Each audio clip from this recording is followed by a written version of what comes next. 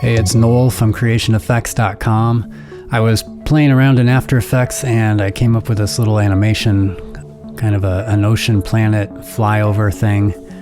I thought it would make a good tutorial, quick and easy to make. You could use this as a background, or as I learned, it's also good for hypnotizing your friends.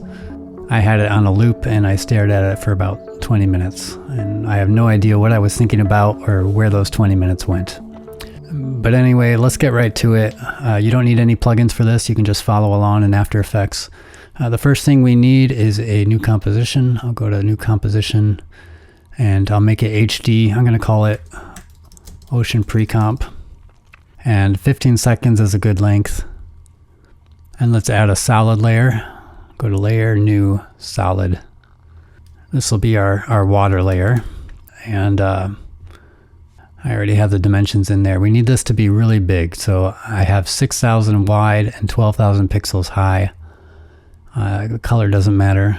Let's click OK. And to make our water texture, we can add a turbulent noise effect. All right, before we adjust the texture, let's get our ocean into place. We're going to need to rotate it 90 degrees, so we'll make it 3D. We'll click the checkbox, and I'll hit the R key to bring up the rotation. And I'm going to type in -90. So we're completely level with it right now. So let's bring it down about 20 pixels. I'll hit the P key to bring up the position. And you could just type in 560 or hold down the Shift button and then the up arrow key a couple times. The Shift button just makes it go 10 pixels at a time. It's pretty handy. Okay, and let's also add a camera layer. I'll go to Layer, New, Camera. This can be whatever you want. We're going to mess with this angle of view a little later. As you'll see, this affects the appearance of how fast we're moving over the water. But 50 degrees is good for now. Let's just click OK. And we could either move our camera back or move our water forward, because we want to see as much of this layer as possible. So again, I'm holding down Shift as I drag this layer back. All right about there is good. All right, let's adjust our texture. We can increase the contrast. We'll do 300. And maybe scale it down a bit. I'm going to uncheck uniform scaling so we can edit these independently. And the width is good. Let's just make the height about half as much, so 50. So we've got a 2-to-1 ratio. That stretches out the water a little bit. It helps make it look like we've got more waves, more water to work with. And I think I want to see a little bit more detail here. So I'm going to open up the sub settings. And if we increase the sub influence, you can see what that did. That's more detail than I want. Let's just make it like 80. I think everything else we can leave alone. I'll close that. And next we want to add some color correction. So I'll go to Effects and Presets panel and I'll type in Colorama. Here it is. Drag that on there. And if we open up Output Cycle, we can see all the different color presets in here. And let's go with Caribbean to give it more oceany tones. But we're not done yet. Let's also add a levels effect. And I want to increase the contrast a lot and also make it darker. So I'll bring it in the blacks to about here, and I'll bring the whites in. And then I'll also shift these midtones over to the right a little bit to darken the whole thing. And my goal here is just to see some shadowy areas that are black, some midtone areas, and some highlights. All right, our waves are motionless right now, but we can animate the waves to come toward us rather than moving our camera forward. And that way we'll never run out of water. So I'll hit the E key to bring up the effects on the layer, and I'll expand turbulent noise. And in the transform section, we've got offset turbulence. And rather than keyframing this, I'm just going to add a very simple expression. So I'll hold down the Alt key and then, or Option key for Windows, and I'll click that stopwatch icon. It opens up the expression box, and I'm just going to type in an expression that'll easily let us adjust the speed if we want to. So this has to output a value that has these two values here, two numbers. So we put those in brackets. So I'll do an opening bracket. The first value is the X position of our texture. X is horizontal, and that's not going to move. I'll just put 0 for that. Comma, and let's do the Y value. For that one, we're going to do time times 2000, and we'll close the bracket. So time just refers to this number, our time code. You can see as we play it, as we move forward, that time code increases. So right now we're at 1 second. So every second, we're going to add 2000 pixels to this value, and that's just going to continually increase. Let's preview what that looks like. All right, so now if we want to, we can just change this number to make it go faster or slower. One thing I think this needs is some motion blur. And we can't just turn on motion blur here. That's not going to work because our layer isn't actually moving. All the movement is done inside the effect. So instead, let's just add another effect called directional blur. And this will give us the same result. I'll turn this up to about 15. That's going to be much easier on the eyes. Okay, next I want to add a shadow, or just I want to darken this bottom part. I can do that with a new solid layer. Just make sure it's black, and we'll make it comp size, and we'll call this darken. And I'll just add a rectangle mask.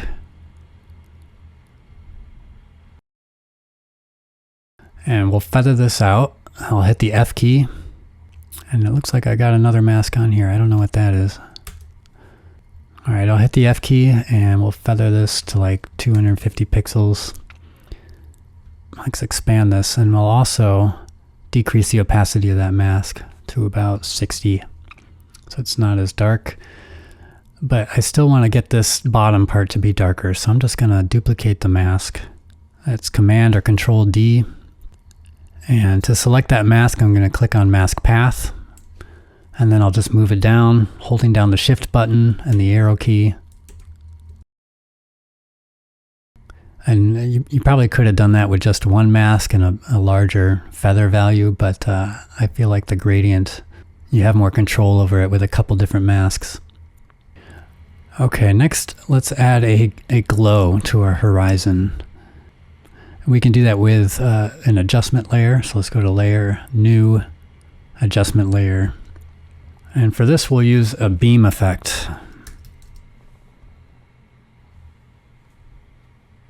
Here's our beam.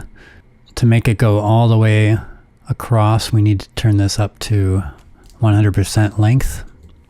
And we need to extend it to go all the way across the frame. So I'll click this little crosshair, hold the Shift button so it doesn't go up or down, but only moves horizontally, and we'll do the same thing over here. All right, let's increase the thickness a bit. We'll do 110, and then the ending thickness, we want that to match. And be sure to click on Composite on Original. And for the inside color, we can sample one of these blue shades here, but we'll make it much brighter. And then for the outside color, we'll do the same thing. We'll make it a darker blue, maybe not that dark. And also softness, I want to increase that all the way to 100%. It's a nicer look, I feel like. Now if you want to, you can open up the beam effect down here in your timeline and open up compositing options, and you can adjust the effect opacity if you want something less intense. I feel like 80% is good. And I want to extend the glow a little bit on the horizon. So I'm going to add another layer behind this water layer. And actually I'm going to sample this color. So I'll copy this hex value here. And now let's add a new layer. And we'll make it that same color. I'll just call this Horizon Glow.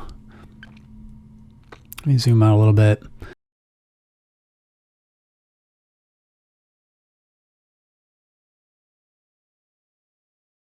And just make your mask similar to that shape, and I'll hit the F key and we're going to feather it out. Before I do that, let's move it below everything else.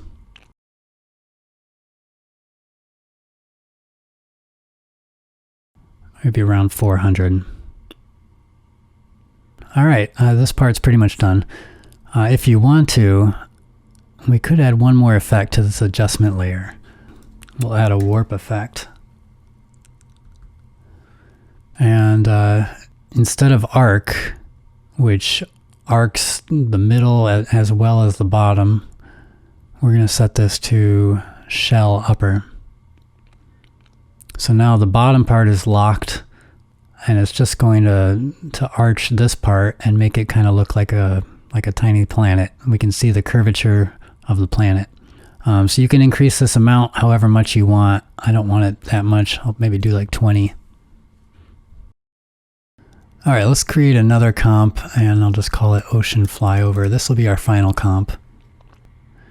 And we'll bring our Ocean pre-comp into there. And let's add a star background to this. I actually have an image in here. You can add whatever background you want. If you just go to pixabay.com, you can download a free image like this one to give it a kind of surreal space look. I'm going to scale this way down so that it fits.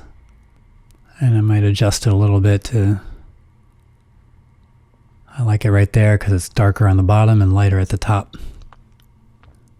Now, to help with the illusion that you're moving forward, I'm going to animate a subtle movement of this star layer to move up. So I'll just add a position keyframe at the beginning, and I'll go to the end, and I'll move it up a little bit.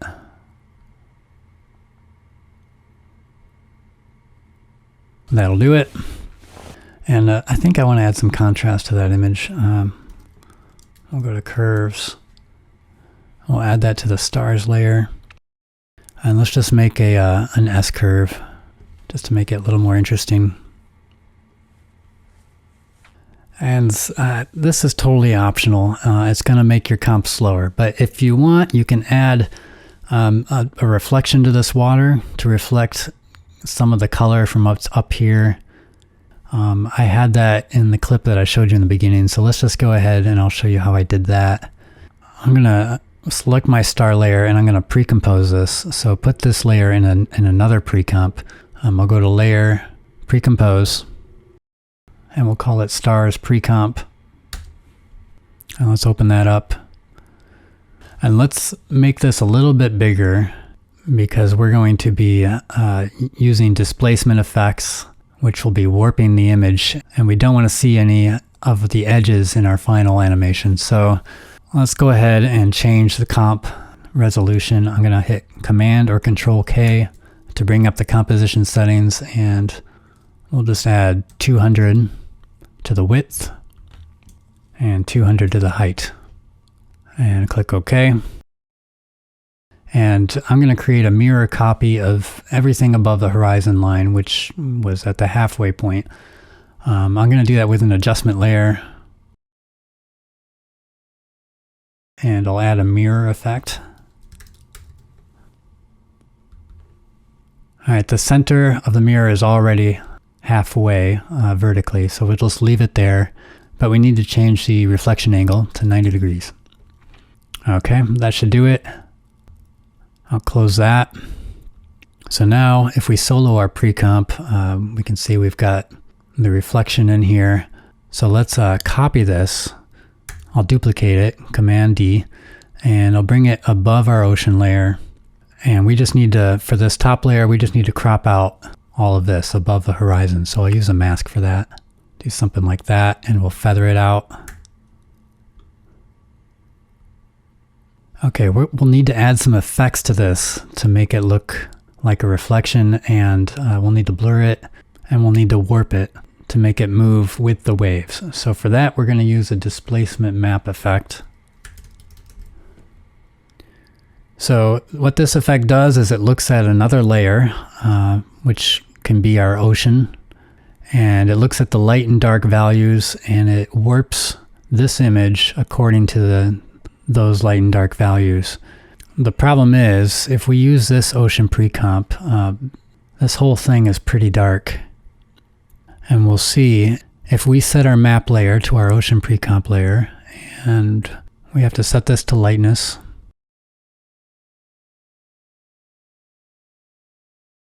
So now if I increase this horizontal displacement, the whole thing shifts over because our map layer is too dark. The way that this effect works, any area on our map layer that's 50% gray, like a neutral gray, those areas do not get warped at all. If an area of the map layer is darker than 50% gray, then those areas get warped in one direction, and if they're lighter than 50% gray, the areas get warped in the opposite direction.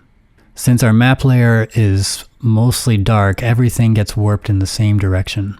Hopefully that makes sense. So what we need to do is actually create a different map layer. It won't take too long. What we can do is just duplicate our current one. And in this one, we're going to just brighten this all up so that on average, it has a 50% brightness value, but also has some darker areas and some lighter areas. And that'll balance out our warping, our displacement. So we can get rid of this darken layer, and we don't need our horizon glow for this. And we don't need our beam effect either. We'll try to make this run as fast as possible. And actually, I still think this is too dark. So I can add a brightness and contrast effect. And we'll just increase the brightness. That's probably a bit more balanced, so let's just try that. I'll close that, and let's bring in our duplicate. Actually, let's rename this first. We'll name it Displacement Map, and we'll bring it down. This layer doesn't need to be seen, so we can just hide it. And on this stars pre-comp, we should rename this too. This is our reflection layer. Let's get back into that displacement map effect, and let's change that map layer to our displacement map layer. So this is better. I don't see the edges anymore. Something else we should do, actually. I'm going to open up that displacement map layer, and let's make this comp bigger as well. We'll add 200 to both the width and the height. And our adjustment layer should be bigger too. I'll go to Layer, Solid Settings, make comp size. Okay. Now if we crank this up, you can see how that's displacing it. I think about 120 horizontal and maybe 120 vertical should do it. Let's just see what that looks like. Alright, so it's using our map layer to tell it how to warp our image. Let's also add a blur to this. You could use a Gaussian blur or a directional blur.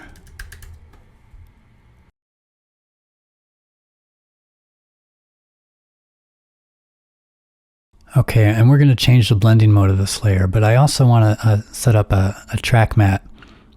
We're going to point that to our ocean pre-comp, and by default it's set to an alpha matte, but we want to change this to a luma matte.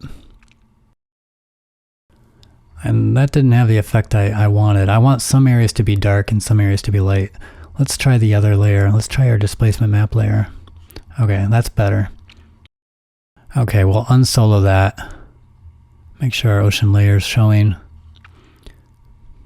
And I don't think we want to invert it.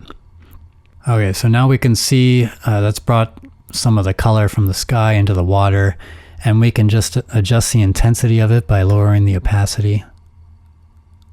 I can try something around 50%. I don't want to overdo it. All right, and You know, at this stage, when I made this animation, I thought it needed something else. And I thought it would be cool to see some like 3D fog over the water, kind of coming toward us since we're moving forward so quickly. So I was trying to think, there's lots of ways you could do this, but I think the easiest way is to not mess with 3D at all, just make it 2D. So let's add a new solid layer, make it comp size, and we'll call this fog 1. And we'll add a turbulent noise effect.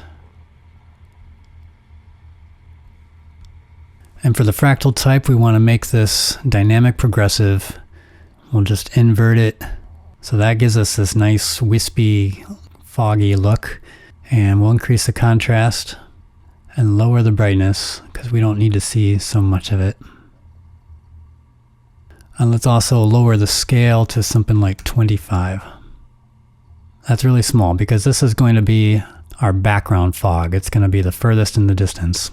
I'm going to hit the home key to go to the first frame, and I'm going to click the stopwatch icon to add a keyframe for the scale. And now I'll hit the U key to reveal that keyframe. And this is going to go behind our ocean layer, but in front of our stars layer. And let's add a mask so that we only see it right above our water. And we'll feather it out. And let's also set the blending mode to screen or add. So you can see we can just barely see it, and that's good because we're going to duplicate this layer a few times. Command or Control D. Let's do 4 layers. And I'll select all of those and I'll reveal the keyframes. So we're going to make each layer a different size. Not the layer size, but the noise, the size of the noise. They'll get bigger and bigger, which will make it look like they're closer. And we're also going to scale up the noise at different rates to make it look like we're flying through the noise. So for our first frame where the keyframe is, let's make this one bigger. We'll double it in size, 50 pixels, 75 pixels for that one, and 100 pixels for this one. And then let's go to our last frame. We'll hit the end key on our keyboard. And for this back layer, the smallest noise layer, we're just going to scale that up a tiny bit, maybe 10 pixels. So I'll type in 35. For this one, we'll scale it up a little more, maybe an amount of 30 pixels or so. So we'll type in 80. This one will scale up even more, 150 or so. And this one can scale up all the way to 250. I don't know. We'll see how that looks. And something else we can do, since these top layers are supposed to be closer, we can maybe make the fog higher on those layers. And we can just do that by moving the layer up. So this is our first layer. And for the second one, we'll move it up 10 pixels. The third one, maybe 20 pixels. And the fourth one, 30 pixels. All right, if you've been doing exactly as I do, you've probably noticed a problem. If I solo one of these fog layers, you can see this white halo glow around it. I think that's because our fog layer is white and it should have been black. So I'm just going to make all of these black layers. I'll go to Layer, Solid Settings, and make it black. I'll do that for all 4 layers.